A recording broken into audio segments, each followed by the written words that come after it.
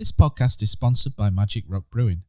Currently, you can get free delivery on all orders over £40 and 10% of all online orders by using our code of TakesThatChance10.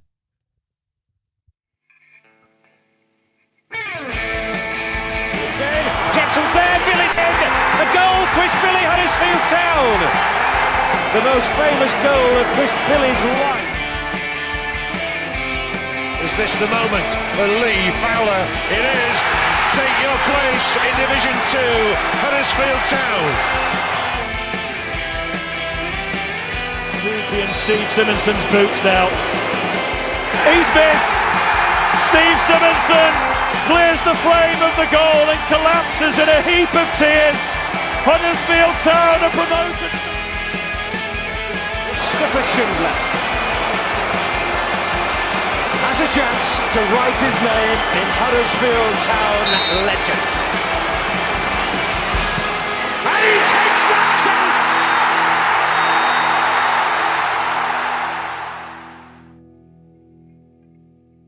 Right, welcome to the Andy Takes That Chance podcast. As radios around the county change to Heart Christmas and other similar radio stations, the streets and houses blast out All I Want for Christmas, Jingle Bells, and I Wish It Could Be Christmas Every Day.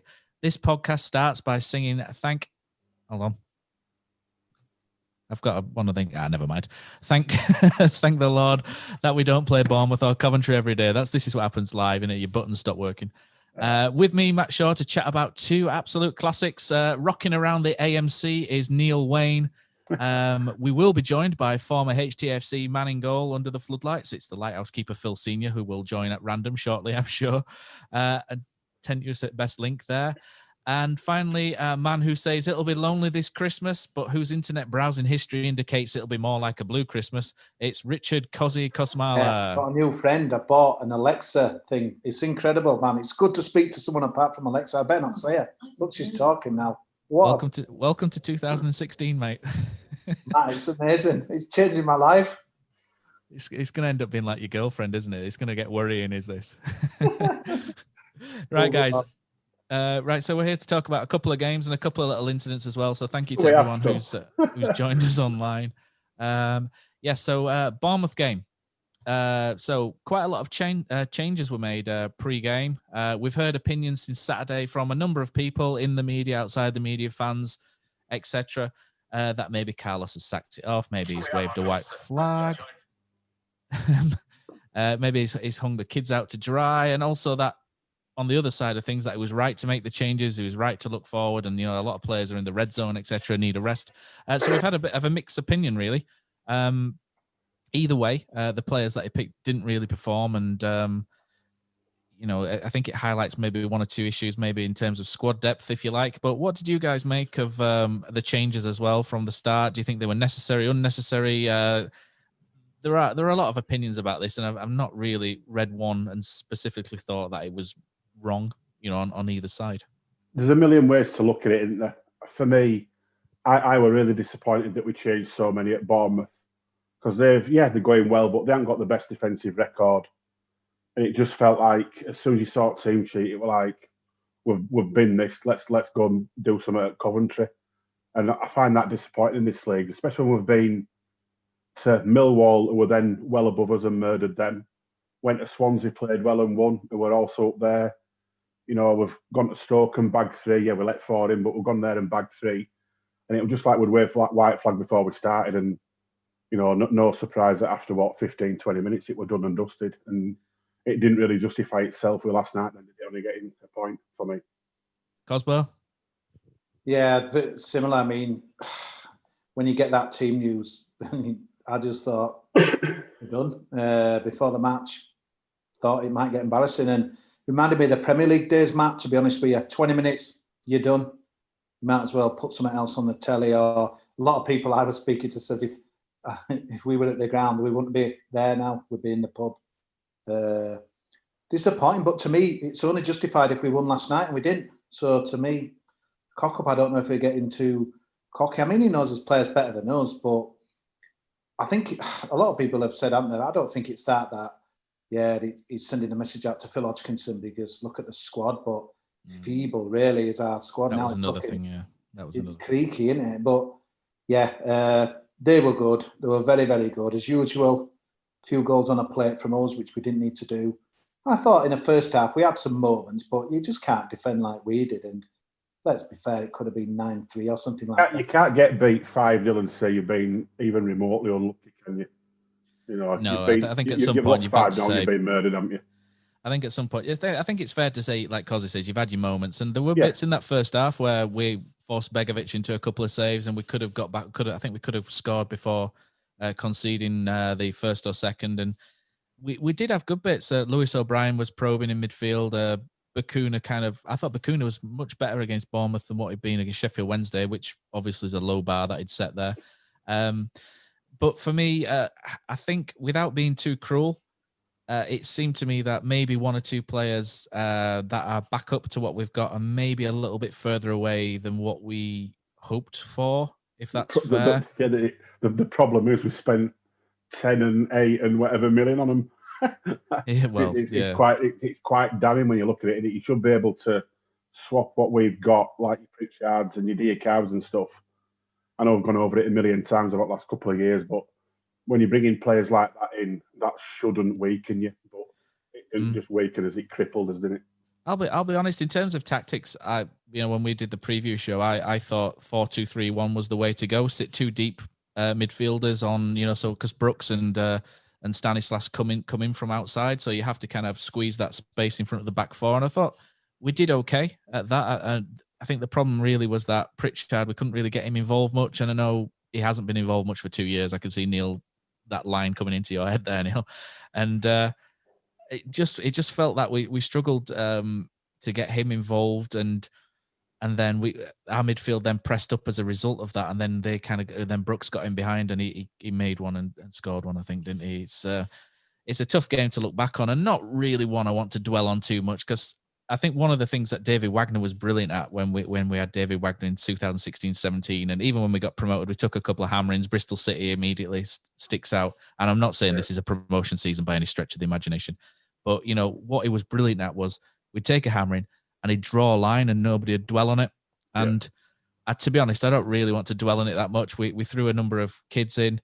He did what he did. He felt justified in it. And to be fair to Carlos, afterwards, he went, hands up, this is my fault. And I like that from the manager. There were no excuses. He just said, look, I might have got this wrong. And I think fair play to him. And I won't pick fault in anybody that does that. It's a young manager who's going to make mistakes. And some players needed resting. And this comes onto a joint conversation issue, really. And I think what's something disappointing to me, guys, is I really wanted to see how we are. In back of my mind, Sheffield Wednesday, we'll talk about them later. You can see why they played like they did against us when you're only getting a quarter of your wages. That's had a lot to do with it. QPR were average. I wanted to see if this little revival was, I didn't expect us to win Bournemouth. God, I tipped us to win, but I'd just like to have seen that test. It'll be interesting to see what we do against Watford. Their away form isn't that good to say they've got, amazing squad, but that was 4 in 9 of Watford. I think we just knew 2:00. You got that Tim Hughes. Do something else. Do some ironing. Talk to Alexa. Take your dog for a walk. Do whatever. Go to Asda. We'd lost the game. The game were done before the match. Disappointing. Reminded me the Premier League did that, and I don't want to kind of have that back anytime soon. No, they were way too strong for us, and to be honest, I get why he did it, because I think if we'd have put a full strength team in and Bournemouth had played like that, we could have been. We may or may not. It's always conjecture, isn't it? That we could have been on the end of a Tonkin with a full strength side, and then gone to Coventry and lost because a couple of players are either in the like they say, the red zone or not. But I mean, we're going on to Coventry anyway now. But I think the one thing we ran out of gas last night. So what he did with a load of pants, because it didn't work. We didn't get the result last night. We ran out of gas, which wasn't the objective of resting the players. I thought I was really disappointed last night. The biggest thing I couldn't believe, Matt, well, they're 7 unbeaten Coventry, because they were so poor. I was shocked. They treated us like poor league. It's a poor league. There's no team that really. You can tell by how close points are. If we go and win 3 or 4 on bounce, you're threatening top 6. That's how bad this league is. They give us so much respect, O'Neill, didn't they, in that first half? And they were like, "Oh my God, they'd note to beat though. We gifted them a couple, and they'd literally note to beat. I don't think Bournemouth broke sweat, did they? Oh, I'm about Coventry now. Oh, no, that was bad. Because I thought they were, for 7 unbeaten, I thought they were awful. I thought they showed us so much respect. And yeah, obviously we'll come on to the disastrous cock-up for 15 minutes. But I think that's the thing that frustrated me. We ran out of gas last night. So what he did on Saturday didn't work. If we'd have got the result, I don't think he'd have been bothered about that. But so what's he achieved, really? I don't think a right lot, to be honest with you. Thing is, you like to Toffolo. It's all right saying we're rotating. Toffolo's getting pretty much 90 minutes every game, isn't he? He looked shattered to me. But it just shows you that.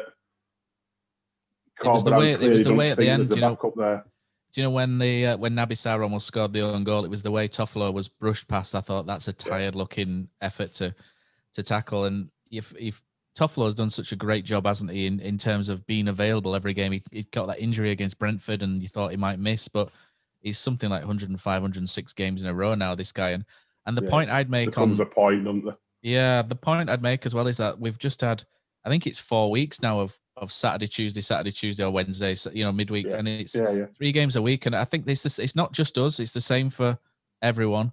But I would maybe point out that in terms of stats, in terms of running stats, running figures are really hard to get because they come from the the like sports bras, don't they, that the players wear underneath.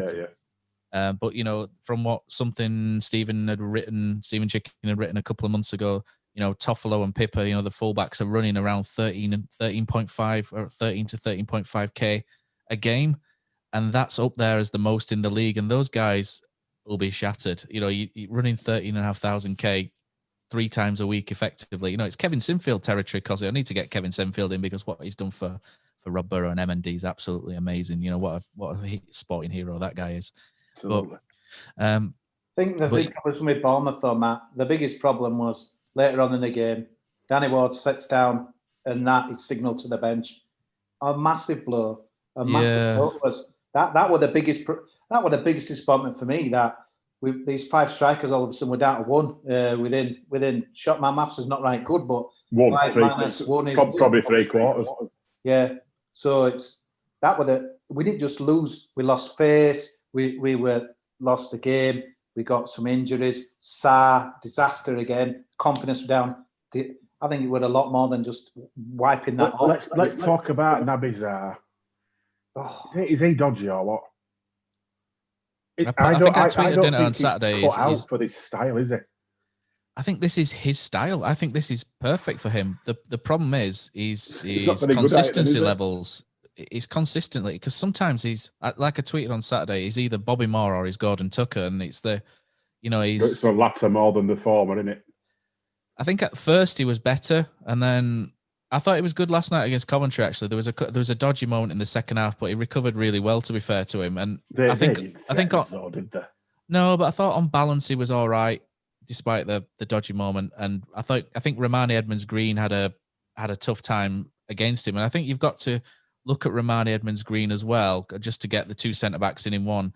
I wouldn't class Naby Keita as a leader, particularly. He doesn't look to command or talk a lot, which I might be wrong because we're watching on TV, so fair enough if I am. But I think Rarmani Edmonds-Green, considering he's not next to a Schindler or not next to a Stearman, has really stepped in and he's been, and I think, Bournemouth wasn't great for anyone, but against Coventry and just before that, I think he's been excellent, Rarmani Edmonds-Green. I think he's shown a lot of potential, and I think he's shown a lot of ability. And the post-match interview as well, I thought was fantastic. He's quite a humble guy, and he comes from Peckham, doesn't he, in London? He's had to work and fight to get to where he is. And I think it's a really great story, and I'm just really happy to see that he's got his chance with us. And, it's hard to remember. You have to remember, I think a year ago, just over a year ago, he was at Brighouse, Brighouse Town, the end of the previous, I think if we look about maybe 18 months ago, he's at Brighouse Town. And he's gone then to Bromley, and he's gone to Swindon. And I think it's a great story. And I think we've seen a centre-back, and I know Mr. Hartrick, who does the Optastats, has been a fan of his for a couple of years, and I'm definitely with him now. And I think Rarmani Edmonds-Green is really worth bigging up at this moment in time. Well, no, maybe not bigging up too much, but really worth taking note that he's done really well to come in. And I find that we've got a really promising centre-back there. And I've turned a negative there into a positive, I think. But Naby Keita, I think we've seen the best and worst of him in the last few weeks. I must admit that Rarmani Edmonds-Green, let's see. let's see. I'm not on board the hype train like you, Matt. I thought Saturday were. I don't think it's a hype train. I think you have to kind of just acknowledge that he's done well coming in, but not get too carried away. I think he's got to just keep it going. Nothing. You were marking nothing. There were nothing with Coventry up front. I want to see a game. Let's see him against Saturday's Deeney playing or whatever. Let's have a look. Well, that's a test because Deeney will be rolling him and he'll be backing in. He'll be making it really awkward and pulling off onto him. That's the level he's at. That's the level he wants to play at, isn't it? So yeah, it'll be a really tough game for him and it'll be a good test. And I think he'll come out, even if he has a poor game, I think he'll come out with that one better, Rarmani, Edmonds-Green. Because against Cardiff, he came on against Cardiff and he got rolled, didn't he, by, was it Glatzel or Moore, one of the two?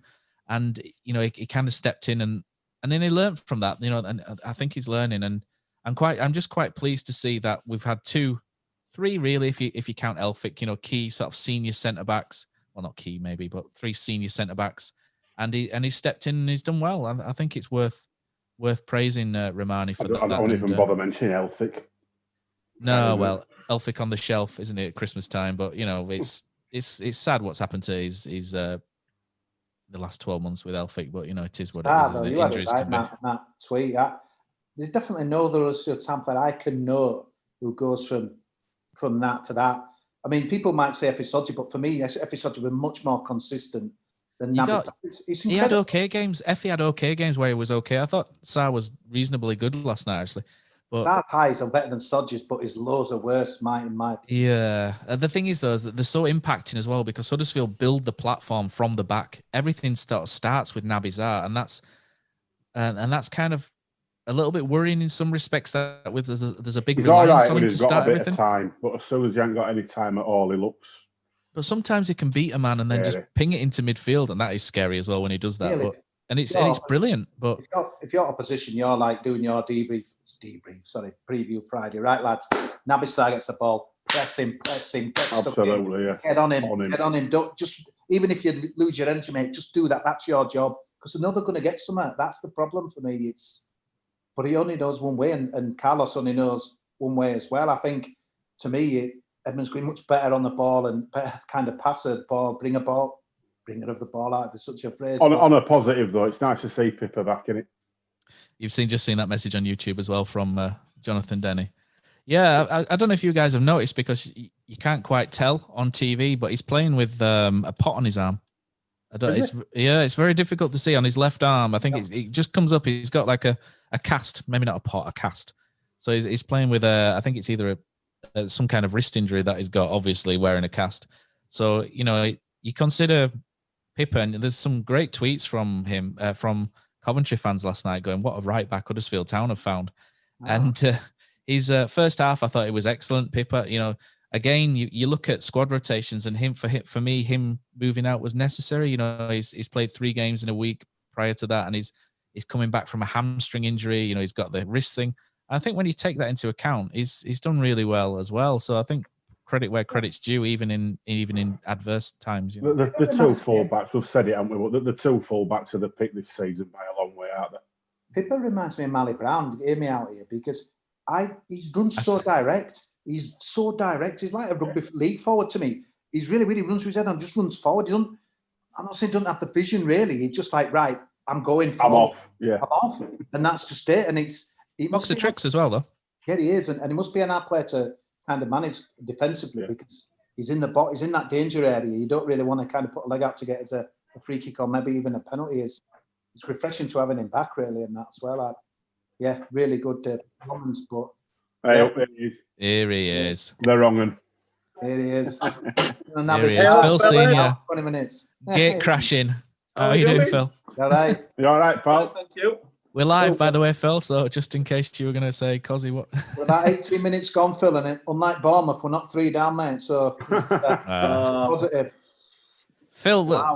Well, go on, Phil. You're here. Give us your you're in, Phil. Do you know what, guys? I watched Liverpool. I'll think about last night. I watched Liverpool instead last night. Get him off. I've seen all the games so far, and I've missed the 2 games. I missed Saturday and I missed last night. What I did do, though, before obviously I knew I was coming on tonight, I had a little look at the goals. I think the goals can kind of paint a bit of a picture for you sometimes, and it just looks so easy. It looked so easy. They literally, the goals that I saw, they literally just ran straight through the heart of the defence. So, and then obviously the Coventry game just looked really boring. The highlights were even boring. To be fair, it wasn't that good. No. What do you make, Phil? Obviously, Phil, you've done a pauser on us, haven't you? You know, we have pauser on most weeks, and he don't watch the game, so there's nothing. Yeah, I've noticed that. Yeah. There's nothing new there. You're not on your own. But one thing you will be able to give us a bit of an insight into is we're kind of having a discussion here about squad rotation. You know, because Carlos has made those changes against Bournemouth, and you know, there's quite a few. Like I said at the start, some people are kind of saying he's not thrown the game, but he's put the white flag up with that team selection, or he's maybe sending a message to Phil saying his squad's not good enough on one side, and then the other side are saying it's necessary because, you know, Coventry's technically the more winnable game, etc. Yeah. Where do you stand as someone who's played obviously in these sort of competitive things whereby we've just had 3 games a week for 4 weeks? You know, what sort of impact does it have on players mentally, physically? And where do you stand on the rotation side of things? It looked that it kind of settled for the fact that last night's was going to be the most important game with his selection. I think obviously the season at the moment is taking its toll on a lot of players. You can probably see a few tired legs at the moment, and I think sometimes it does require that kind of change of team and a bit of a rotation. But what I always think back to, and I know the game's changed quite a lot now, and you do rely quite heavily on the squad, but I think back to the time where we had the promotion when we were younger from the League Two, and there was a lot of games that a lot of players played, a hell of a lot of games. I think back to that time at Halifax, where the schedules were ridiculous. You had people working on a night through the week, and then you'd have to, you'd work somewhere silly, and then you'd travel all the way down to somewhere like Dartford or something. And for me, when we did that, we kind of kept a settled team, and I think it helps. I think the more settled your team is, even if your legs are tired and you're not quite feeling it within that one game, I do think a settled side really does help. I'm not for changing. I don't think you need to. I think maybe if a player's visibly shattered and there's a possibility. The sport science is huge now, so they stick all these random things on bodies, and they can tell the oxygen levels in the body and lactic acid levels.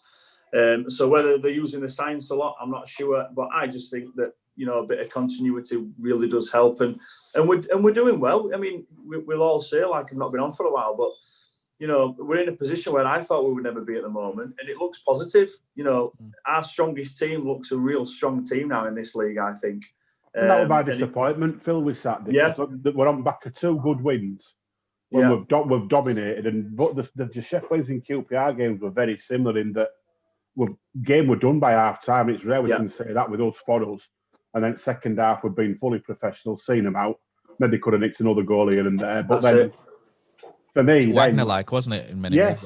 But for me, as much as you possibly can, then let that side go to Bournemouth because they're buzzing. They're off back of 2 good wins, 2 clean sheets. Let them go. Don't even worry about Coventry coming up. Just let them go to Bournemouth and see what happens, because they're beatable. I would just disappointed me. I mean, yeah, I know what you're saying. Obviously, you're beatable, but you've got to remember these teams. I mean, we said at the start of the season, Bournemouth, Norwich, Watford. They're going to be good teams. It's going to be a tough game. They are beatable, and for the team we've got, but it's going to be a hell of a tough game. Let's not kid ourselves with a team that, I mean, it is a strong team, I think, that we do have now at the starting 11, but it's still a tough game, that, for me. But I would still rather my team play. I'd still rather have the strongest team play, because you just never know. Like you said, we could nick a goal at the doors at the start of a game and hang on. We said earlier on, before you come on, we went to Swansea. That's a notoriously hard place to go. Yeah, came away, fully deserved to win. Yeah, went away at Millwall when they were flying, murdered them. Yeah. So it's the chance are there, and Bournemouth, because of how they played, do give you the chance. Yeah. Oh yeah, they do. Yeah. Is Billing still there? Yeah. Well, they give us every chance. He actually played quite well against us, I thought. Did Phil Billing? Him and Lewis Cook are. I think that's a really good midfield. You've got your little and large combo there, and they both can play football. It's both from academies in West Yorkshire. It's a good little midfield, that. And David Brooks from Sheffield's academy, Sheffield United's academy as well on the right. Very good player, Fantastic. Done well, Bournemouth, to get them. Sorry, Matt. Just a weird thing for me. There's been 3 clean sheets in the last 4 games. When you hear stats like that, you're thinking, wow, this is a defensively solid team. And my eyes tell me, no, we are not. But yeah, we conceded the most goals away from home. I don't know if after last night, because we got a clean sheet in the division. So it's really weird. I'm kind of thinking, that tells you 3 out of the last 4 were defensively solid. You watch Naby Keita and you think, Christ, we're anything but. And I think you get such contrasting opposition in our division. Neil, you say it's a poor league. I disagree with you, but I think the better teams are a cut above. I think Port's probably harsh, but I think it's bang average. I think everybody's beatable. You can't call a game in this league at all. At the top, I think the 3 teams that came down are better than the 3 that went up, to be honest. And that's not with any hint of bias, although it may sound like it. But I genuinely think that you look at the Watford squad, Bournemouth squad, and Bournemouth squad is ridiculous. They got loads of players out injured. They had a Dutch international that didn't play, who's an absolute Dan Juma, who's an incredible player in this league, incredible player. And if he'd have played, it'd have been twice as hard. But yeah, so the Coventry game, we've asked the question whether it's a good point in the YouTube comments. I watched it and I thought, Mbenza's missed a side, which it wasn't good, was it? Neil almost pushed his tandem over, didn't you? And stormed off in a huff with that one. It was the love's over after that. You can let him off for that, Neil, surely. Oh, absolutely, yeah. Yeah, a couple of free kicks he's hit recently. Yeah, absolutely. You know what though, this is going to be controversial, but I've watched this. When is it not? When is it not, Cos? 8 or 9 times. I've said it before. We've still too many individuals ready for the glory. I think we've too many Instagram boys. I think we've got too many people. Just do this. We don't score scruffy goals. We don't see it to grind out points. We haven't got that kind of ballsy stuff to get you up that league, to get in the division. And that summed it up to me last night, because you had Mbenza there who you could say, well, he had the confidence to go. No, squared it. What happened there? He missed. His head went down Mbenza for the rest of the game. And Bakuna, who will probably come in a sec, mentally shot me. He packed it in at that moment. Talking about Bakuna. Wait, what would Bakuna have done? Do you think he'd have shot, or do you think he'd have squared it? I think he'd have done the same. He'd have shot, yeah, but yeah. 100%. But I think he'd have scored, though. Phil, when you've got good partnerships up front, or to me, lads in the same own direction, they'll square it to each other. Shearer used to get like tappings like that, and back in the day, and it's like, to me, that we're just trying to. How many goals? Team first, been spectacular play, like amazing goals, and I just think there's too many trying to shoot from outside the box and stuff. Maybe I'm a bit too critical, but I just don't see. I see players still being individual too much, rather than that. Come on, I'll set you up kind of thing. Maybe I'm out of order, but I just think it should. A fair point. Shoes. But it depends whether it's encouraged by the coach or not, doesn't it? We don't really know that.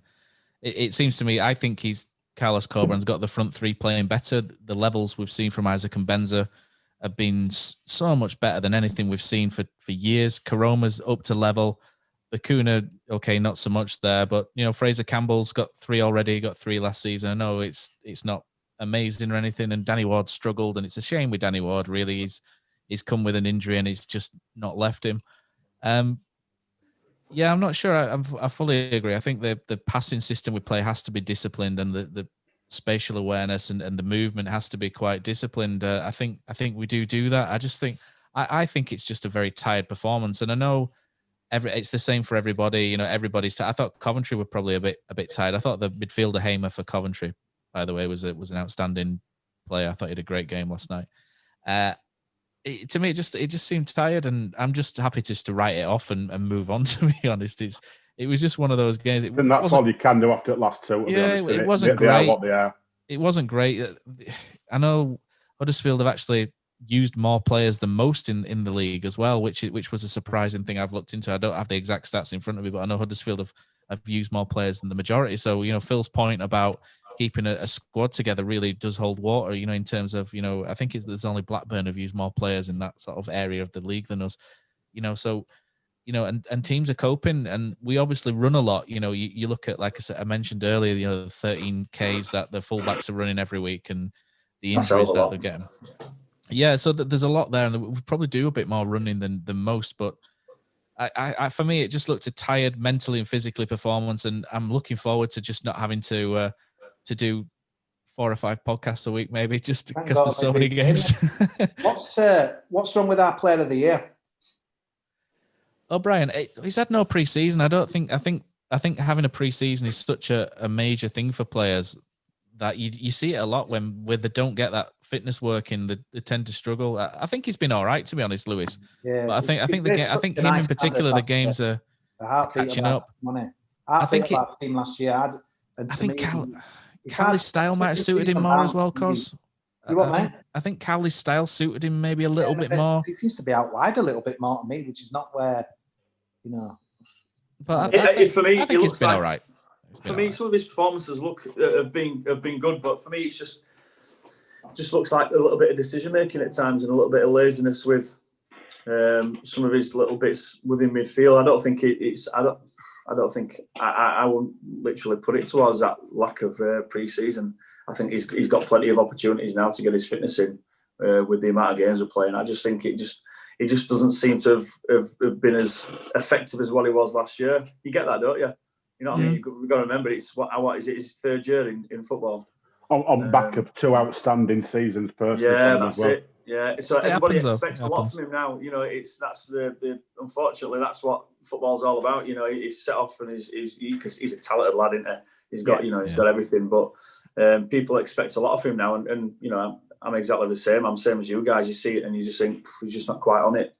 But maybe the side as well Saturday, which is good to see. That was great to see. It's testament to him, really, isn't it? That he's actually getting critiqued. Yeah, definitely. Yeah, definitely. It just shows, like you say, sort of expectation. Maybe we need him to have this okay season because, if he'd have carried on at the levels last year, he'd have been off to the Premier League in the summer. So maybe it's all right. Maybe this is acceptable for us. We can keep him for a little while longer. What about that's the thing, though, isn't it? We're saying, we talk about that, but he's still playing well. It's just that kind of, it's not just quite what he was last season.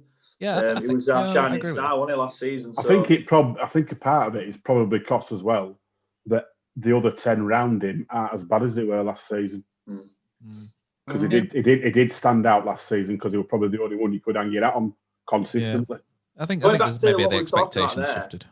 Sorry, going back to talk about what in terms of like the rotation, I'm interested to see if this is something that he's going to kind of carry forward, because some managers do like to rotate players and play players that it is getting tougher now. There is more games, so is this something he's going to do? I don't mind it if he's doing. I think if he wants to, chop and change, and that's what he's doing, and he's not doing it for just a random reason, being that we need to not play the team against Bournemouth because we've got a better chance against Coventry.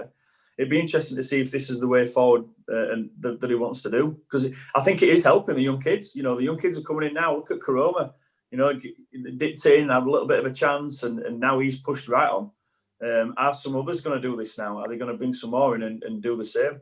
It shows how well Karoma's done, doesn't it, really, the fact that it's such a massive loss after such a short spell. Last night, though, I took a view. I mean, the guys were absolutely knackered from 50 minutes onwards, maybe even half-time. Carlos didn't trust a sub till 72 minutes. The bench last night were pathetic. And let's get to the down business now. Fraser Campbell, divides opinion, but 5 strikers, come on. Not at all. There were nothing there to change. Carlos, there were guys who could hardly walk. He didn't trust anyone on that bench to make a difference. Who was on the bench? Didn't make it's not a bench, Phil. It's a squad we know it's very poor. I don't blame him really, because he's looking and thinking, who can change me this game? Who can get this win? I was a bit frustrated last night, but honestly, mate, I know Keaton had it probably miles off, but it's live on Sky. 30 minutes to go. Coventry were nothing. Campbell were poor. Where's this? Come on, make yourself an hero. We've got nothing, mate, off that bench. This is what I mean. If this is what he's wanting to do now, that chance last night, Focky and Arab, I think he'll be a decent player. Get him on. Just whack him on. if that's he's what been he's recalled now, hasn't he? So I think from I heard a little rumor that Kieran Phillips was going to start against Bournemouth. I don't know how true it is, but I heard a little rumor that he was due to start, but he had a flare up with his with a knee or a little bit of a knock or something. But he was due to start, and that made Danny Ward then have to step in. And I don't know what Danny Ward's fitness was like. And sadly, we lost Danny Ward, didn't we? For it's sod's law, really. That instead of one player getting his debut, we ended up losing 2 strikers, which is a bit gutting. And of the 5 strikers, Karoma was mentioned. You know, I know this is like the famous 5, isn't it? Karoma was mentioned. He's injured. Phillips is injured. Ward's injured. Harrott's been recalled. I'm not sure what to make of Kean Harrott's loan spell, to be honest, because I think there's 2 ways you can look at that. He's gone to a very physical and demanding league. He's played. He's not really scored any goals, but how would you look at that? Because you've played at that level, Phil, and you probably see young strikers coming to that level. Do you think it's quite good that they come and get knocked around and then it sends them back better? You know, it's more streetwise, or do you think it's a bad sign that he's not scored any goals, or do you think we can just ignore that and it's all about the experience really that he's got? Yeah, I think we probably look at these levels and think it's you know, they're going down for the kind of physical element. I don't think the game's not like that anymore. It's not that people try and play football. I don't know if he's on now. I'm telling him I'm on, and he was going to like send you a few messages in and just try and generally wind me up. But there's a lad who played football with my brother at Ossett Albion anyway, and the game was totally different back then. He used to try and head the player if the ball was in the air instead of the ball. Which meant that he got the ball and the player at the same time. So he never aimed for the ball. And 10, 15 years ago, that's what people were doing. I think now the game's changed. The ball's on the floor. I think the physicality lower down is exactly the same as what you get higher up. In some sense, it might even be harder to get your goals lower down. So I just think it's more an experience in terms of that game means something. So there's something on the line for those kids who are playing. It's not just a run around in under 23s with no one watching. There's a few fans there. Obviously, it's changed now, but it means something to people. You know, these lads who are working, earning a living, and stepping on a pitch. And if you're not performing up front, they're going to get into you. They're going to get stuck into you, and just little things like that, I think, will help him. But I wouldn't really look into the goals in general because, like I say, the games are totally different and. The team is playing for. I'd just like him to go to a team that's playing similar football to what we're playing. I would have thought that's probably the most important thing that you'd look at as a manager. But whether they do or not, I'm not sure. That's true. Just moving on from strikers momentarily, Phil. Ryan Schofield. We haven't got any. Yeah, well, moving on. Yeah, so Ryan Schofield has. Made a couple of appearances. He, like I say, he didn't watch last night, but he looked pretty solid to me. Did Ryan? You know, I think a little bit was made of his general play with his feet and his strength. You know, in the past, but he looked pretty good. What have you made of Ryan Schofield? You know, it's always good to see. You know, a lad from I think he's from Lepton, isn't he? It's great to see. Great to see a local lad playing, and it's great to see him do well as well. You know, it's you feel so much more. What's the word I'm looking for, Neil? You feel much more of not quite a bond, but you feel an affinity towards them. Yeah, that's the one. Yeah, thanks, Neil. You're welcome. Neil's my dictionary tonight. Ryan's mum works for me up at the school I work at, and I've known him for quite a while. I played cricket against him when he was younger, etc. He's a lovely kid. He's a nice kid. He loves his football. It's been a shame, obviously, with his injuries that he's had. But I think he's looked confident. It's the biggest thing that's stood out for me is his confidence in his play. You can see, obviously, he's young and there's a few things that he'll want to work on, and that I would want to work on him as a goalkeeper myself. I watched the extended highlights last night. Simple things as like the long range shot snipping in front of him. He looked clean, tidy. Yeah, he did. Lots of positive things to see from him. His shot stopping is obviously good. I think what you'd look at for young goalkeepers is the calmness on the ball now, so playing out from the back because it's going to be tough in this team, and like his aerial ability. Yeah. So watching a few of the games, there's been a few moments where he's been a little bit here and there, but then on the flip side of that, I remember the long ball down at Wickham that he came towards the edge of the box, took it really clean in the middle of bodies. So you can see this potential there and this confidence there. So it's a tough one for him really at the moment because Hamer's playing well. He looks solid enough. Behind the back four, and when Ryan's played, he's not letting anyone down. He's played well, so nice choice for manager to have, innit? Yeah, two keepers doing well, absolutely. Yeah, that's it. I'm delighted for both him and Hamer. absolutely. Yeah, that's it. I was listening to Talk Sport today, and they were talking about Pickford and the rotation with the other goalkeeper at Everton, and Gabby Agbonlahor, this amazing pundit, kind of said, which I agreed with him on this one, but said that you should never really change your goalkeepers, and you don't, because why would you change a goalkeeper? You're not exerting as much energy as what the others are, unless you're Brad Friedel, who they put a GPS on once to compare him to. Remember McCarthy? Benny McCarthy. Yeah. They said he was that lazy, McCarthy, that they put a GPS on Brad Friedel, and they told him just to walk around his area, and he actually covered more distance than McCarthy during the game. It reminds me of Yakubu. Was it Yakubu Brilliant. had that game for Coventry or something, and he didn't move for something like 17 minutes or something? What a player. Literally Brilliant. taking that stay between the goalposts, literally. Yeah. So that it's close to January. The transfer window has the talk is on the horizon, if you like, and Rolando Aarons continues to, he's obviously still a live target, shall we say? I'm talking like some kind of journo there. But one name that's come to the fore is Danny Grant, and this very moment he's actually tweeted something which says, "One of the toughest decisions I'll make to leave this amazing club. This is just now. 4 special years that feel more like 10. So grateful for all the people, etc., etc. I want to say a massive thank you to his teammates who've been with him." So he's also look forward to seeing the club continue to go in the right direction and supporting from abroad. So it looks like inbound. So Danny Grant looks like he has. Hull are also interested, but from little bits we're gleaming Danny Grant could possibly be on his way. He looks cozy. None of us know full details about Danny Grant. He's playing in the League of Ireland. We don't know about the League of Ireland. We won't pretend that we know about the ins and outs of Irish football. But he looks like it looks like more a project for the B team, would you say, rather than someone to come in? Because I'm not quite sure what the level is of League of Ireland, if in truth. Who knows? Ain't gonna go straight in, is he? You wouldn't have thought so. You never know. That's if it comes to us. Yeah, it might not be us. But on last night's evidence, you'd have you've had him off bench 30 minutes last night. He's got pace. I've watched a few videos. He looks like he's got a bit of pace. Obviously, you can only take so much from YouTube. How old is 20, 21, something around there? Is he 6 footer or what? I never thought I'd say with 6 strikers in the squad, did you? He's a winger, mate. He's a winger. He's another winger. He's another winger, but it looks like we were really telling last night. I mean, we were watching from his sofas again. Guys was getting slower and slower. I sometimes thought that Sky, that -8, when it goes slower and backwards and what have you. I just thought he was ready for changes, but to me, he's looking on that bench and guys, I don't think there's anyone who can make a difference really. And that's for me what he was saying with what he did. And Pritchard's been. You said he was a gun player a few years ago, Kosi. It's so disappointing, Matt, because you know as well as I do, mate, wherever he goes, when his contract's been run down, he'll probably be awesome, yeah. You know it. And we'll be sat here in a year's time like, see Pritchard again for Stoke, he was brilliant or whatever.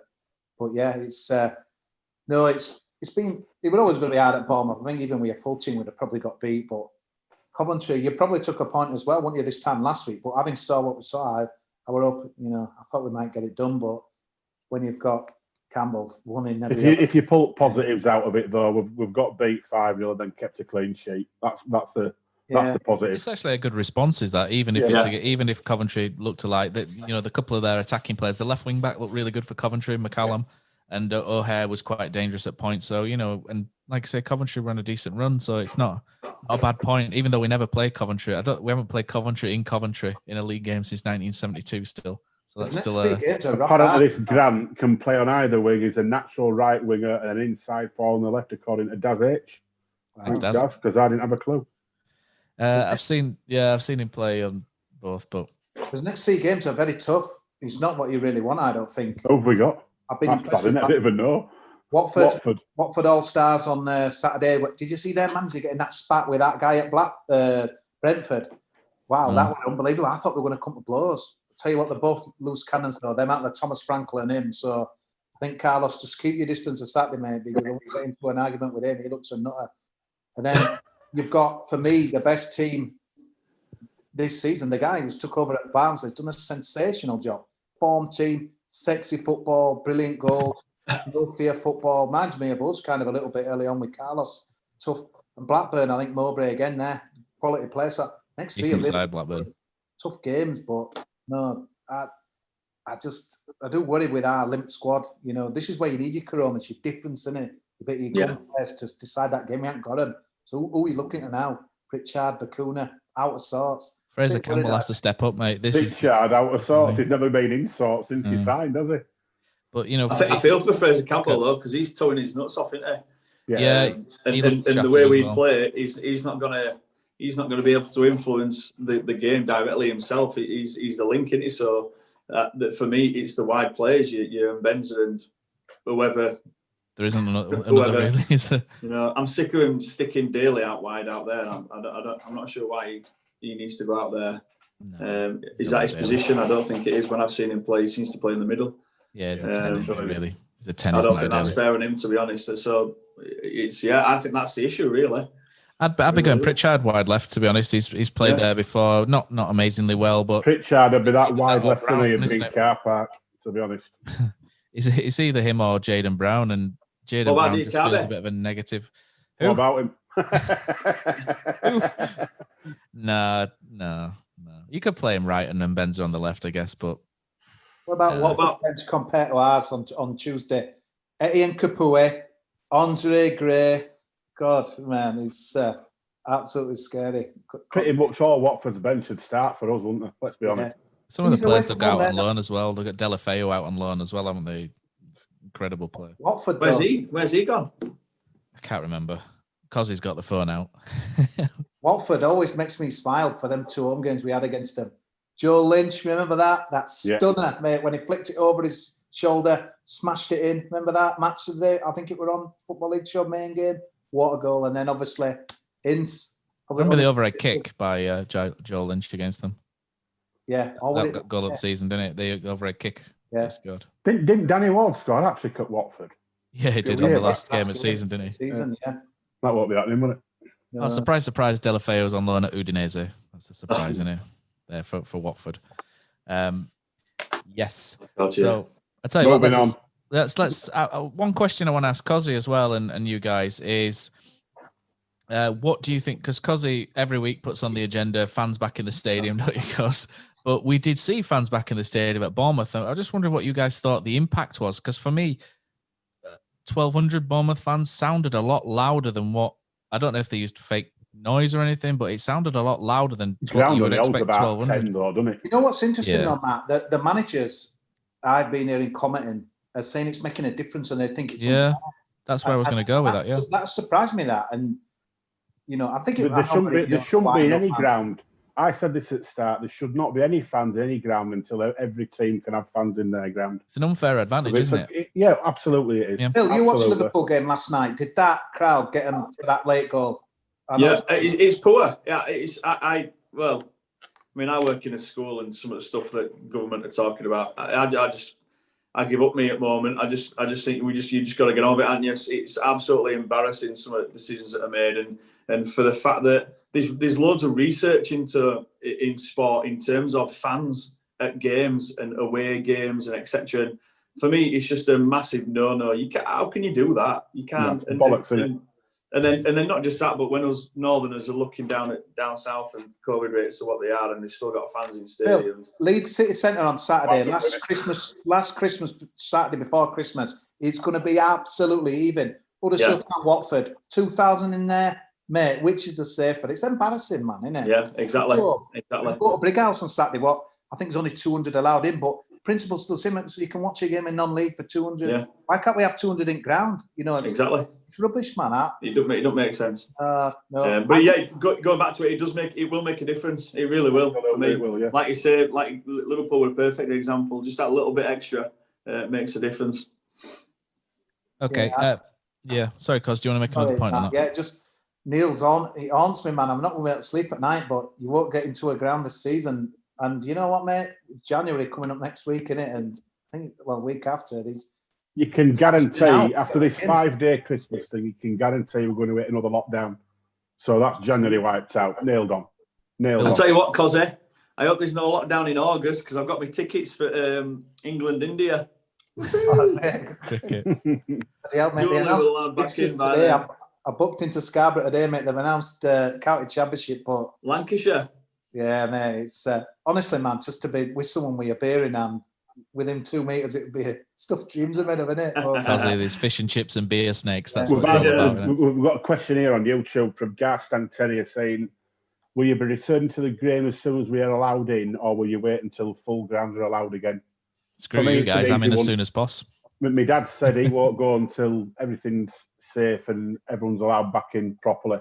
And I go with my dad, so I won't be going back until I can go properly with my dad. The end. Tell you what's funny though, have you ever seen any Arsenal games when they've had fans back in? It's like they've got cutouts. No one's moved. They're all like in the same bits of like one, and then there's 2 streets, another, and no one's doing it. Did you see the guy who put his face mask across his eyes so he didn't have to watch it as well? There's always one dickhead, isn't there? But yeah. Why would you move in those leather seats at Arsenal though? It's so comfy. Yeah, pretty nice, aren't they? Probably heated as well, aren't they? Price of their season tickets. Man City have got some of they those should as well. be, shouldn't they? They should be heated, reclining, have a drink dispenser in them. Ozzy, would you go?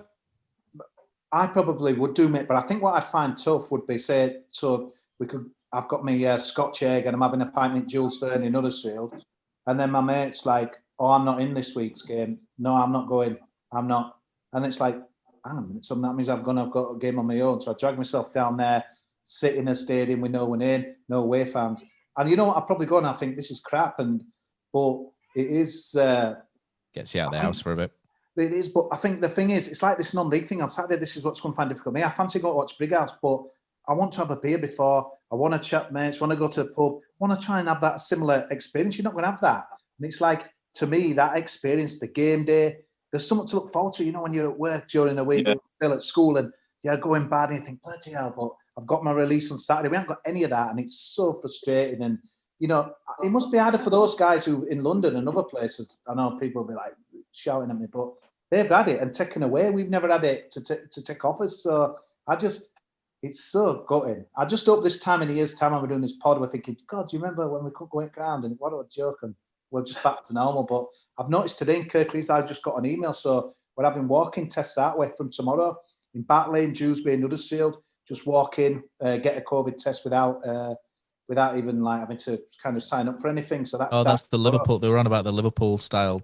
It's happening tomorrow in Kirklees. I've got an email about it. So hopefully that means, I don't know, things are getting better. Step forward. Yeah, I didn't expect it today to be changed, but there were a lot of rumours that were, you know, they just. I put on Twitter earlier on. The only thing that surprised me is that so many people were surprised it didn't get changed. I didn't think it'd get changed. It was never going to get changed. I don't think it would. Not when they just put London down at tier 3. They're not going to put us Northern Monkeys back down at 2, are they? We don't get what London does. Someone went to tier 1, didn't they? How that happened? Anyway, the man in the know, one of the men in the know, reckons the Danny Grant deal is agreed, subject to medical. So there you go. So there we go. Danny Grant on his way to. Alan's gone. Danny's in. His brother. Come on. Yeah, we got a different Grant, the Irish Grant instead. So Phil, would you go to the game if? I would. If it was just you that could go, you couldn't take the kids and the wife. Although I think they're looking at bubbles, aren't they? But just I think you'll be able to take. I like to go with my little lad. My favourite times. I don't know if we're going on. We'll go into it later. But all Leeds Road with my dad. I still got memories now. The walking up Leeds Road and past the Peacock and all that kind of stuff. And that's for me. That's the main thing. I totally agree with Kosi. The whole match day for me. I don't know if it's because I played, football until 30 when I retired with my kids, etc. Getting back into it, I've never had that match day experience, and I love it. I really do. I like the fact that you can get there early and have a beer and stand in stands, and kids go off and run down to the bottom and watch keepers dropping catching balls. It'll really affect professional local clubs this town, because when you got teams like Galka and Brighouse so close that you can go and have sort of the full experience. Some people will go, realise that they enjoy it and they can stand and talk to the mates and move around the pitch a bit and have a beer and, come and go as they please. And some people will get totally turned off from professional football. It's happening, It's not the same though, Neil. I've been to 5-6 different teams. It's not the same, mate. you're kidding yourself, really. You're having. I'm not. It's almost like you get your fix. People will telling you. It's Town, Neil. Come on, everyone Yeah, loves Town. They're not gonna leave us. They're coming back. I'll tell you what I could relate to, though. There was a tweet. The Manchester City fan woke up Saturday morning, tweeted out, says, "It doesn't feel like there's a derby tonight." All these people who are like buzzing off this rivalry on Twitter, to me, the game might as well not be happening. It means nothing to me because I can't be there. I can't inhale it. I can't inject it in my veins. And I just think there's someone put as well. It's like, I don't know, these TV fans, how can they get so mad or excited? Because it just don't mean as much. Have you seen all this full outrage on Twitter? And it's embarrassing, isn't it? Is this the modern day fans now on that? Is this how it is, Phil? It's a bit scary, really. We've had a glimpse, I think, in this COVID into a TV state, the games on a bit like Spain, 3, 5, 7, 9 o'clock Sunday night games, and I've not liked it one bit. Have you? I think there's too much. I think there's too much. I teach a unit at school where we talk about commercialisation in sport, and it's funny because it makes me feel really old. Because when I was younger, the only game I could watch was the FA Cup final, and I absolutely buzzed for it. And when I was playing cricket, we'd play cricket, and the final would be on, and I'd be gutted that I'd miss it. I remember playing at Golker away, second team for Kirkeaton, and I missed the final. It was the Liverpool Man United final where Cantona's volleyed it into the back of the net. They were the only games you could watch. That was it. Now you turn your TV on, you're watching everything, and it's just a bit boring. Yeah. It's overkill, isn't it? I really enjoy that match day experience of catching people, having a chat, a few eyes here and there, a few beers. It just makes a difference. So I think people have done brilliant at the moment, to be fair. It's been crap at it, and I think people are hanging in there and just doing what they can do. And I think it'll get to a stage, hopefully, where we can all get back into some kind of normality. It's just incredible when you're watching some of like Australian sport and New Zealand sport at the moment. You've seen rugby grounds, full houses, cricket, bash, there were a full house. It's like Origin series in Australia. A different planet. Yeah. It don't feel fair, does it? No, let's read some messages out on YouTube, and then to wrap that side of things up. So Tom, thanks for messaging. Tom says he thinks Carlos feared a backlash of not picking up at least a point after benching so many players, and probably agree with that. Actually, I think after that, Chris Moore, surely Bakuna's done and needs moving on. Can't believe his decline. What are your guys' thoughts? I don't really want to go into Bakuna too much. It feels like we do it every couple of weeks, but for me, I think it looks like a player who wants out, and I think the club probably want him out. And he did all right against Bournemouth and for a little bit against Coventry, but I think a parting of the ways looks inevitable. This is why I think surely there's a young kid that can come and step in and fill those boots. Matty Daly. Just someone who can do that. Yeah, you guys agree with that? Probably best time to part, probably, isn't it? Bakuna, would you say, Neil? Yeah, I thought. I'm done with him. I thought we saw him last year. I thought Neil, love it. Last year we needed. We were on his ass last year. We needed someone to grab it and do something. And then I've defended him loads. The lad has got so much natural ability. It's frightening. But when you've got the heart the size of a pea and a brain a little bit smaller than that, job's knackered, innit? I think you just saw him in his finest hour this season against Derby. He ran 60 metres to get on that amazing pullback to score. And then he wouldn't even run anything in that next game. And that's the problem with him, mate. I just can't do his inconsistency. But yeah same. Even inconsistency, though, because it's just lack of. It's inconsistent minute to minute. That's the frustrating thing. You can't trust him. Said it before, Anna.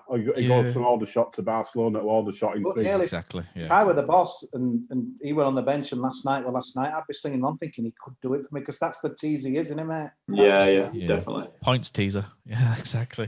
But yeah, thanks to everyone who's messaged in. A lot of it's about Danny Grant now. Pozza, you're about 15 minutes behind. We announced that Danny Grant stuff ages ago. So Pozza's trying to wade in, trying to claim some kind of kudos online, but there we go. But yeah, get off Pozza. So yeah, we're back next time. We'll pause. But yeah, thanks to everybody that's joined us online for that as well. I think a good way to finish is Neil. Big congratulations to you, my friend, for a new role that you've got. I think some people will be really interested to know what you'll be up to. It might mean that you might be on the podcast a little less going forward, possibly. But we won't let go of you that easily. But let us know what it is that you're going to be up to. I have got the job as what is called the project development champion for Andy's Man Club. Do you get a belt? Get a big belt. I might get a belt if I don't shut up. But there we go. But yeah, basically, it's probably another term for a kind of area manager. So I'll get given X amount of Andy's Man Clubs to look after, go out to various businesses, schools, etc., and give talks about Andy's Man Club. Basically promote it here, there, and everywhere, pretty much like I do now, just more of it. So yeah, it's one of those where 2 years ago I went there for the first time, and it's just transformed my life from start to finish. And to actually get to the stage where I am now employed by them is frankly ridiculous. It's a dream job scenario. So, that's not often that they come around, is it? So that's, I'm looking forward to it. Starting January 4th, can't wait to get cracking and save a few more lives, hopefully. That's what it's all about. Congrats from everyone, Neil. Well done, Neil. Thank you. Obviously you might be less on here, but more online, I dare say. Just before we go, probably even more online if I could be. Yeah, well, true. I'm knackered here at ending, Matt, but Sheffield United are losing again. Don't you just think that we might be losing our taggers? Probably that. It's incredible, isn't it? They still will not. They still won't get slaughtered like we have. No, they don't, do they? We still get the shot. They would still get slaughtered more. It's annoying, isn't it? Narratives. Yeah. Piss off with narratives. Yeah, I think that's a good way to end it by saying bollocks to everyone. Bollocks to everyone that says Sheffield United aren't as bad as what we were. But anyway, yeah, so thanks for joining us online. Thanks to Magic Rock for sponsoring us. Keep an eye on a couple of things that we've got coming out over Christmas, a couple of ex-players and maybe one not too far away from your screen right now. So, yeah, thank you very much. And congrats, Neil. And hopefully we'll be back next week. Kosi, Tuesday night, I think we've penciled in to discuss the Watford game. So thank you very much. We're going to be a bit lost, aren't we? Yeah, I'm relieved it's one game. Christmas carols for everyone, eh? Kosi Ryoki maybe back. Christmas Kosi. Is that a promise, Kosi? Is that a promise? Carol, yeah, Carol I sings. Yeah. Sing us out now if you want. Carol I sing. Yeah. Go on then, off we go. No, I'm not singing.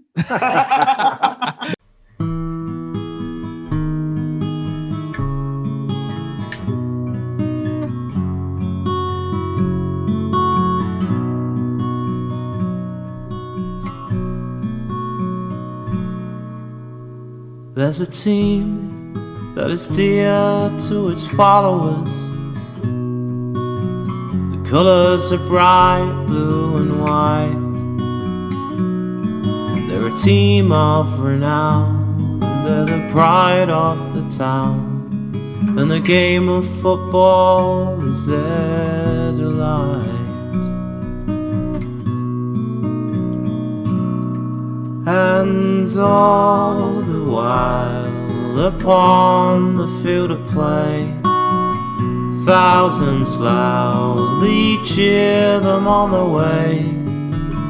Often you can hear them say, who can beat the town today? And then the bells will ring so merrily, and every goal shall be a memory. So town, play up and bring that cup back to Huddersfield. So town, play up and bring the cup back to Huddersfield.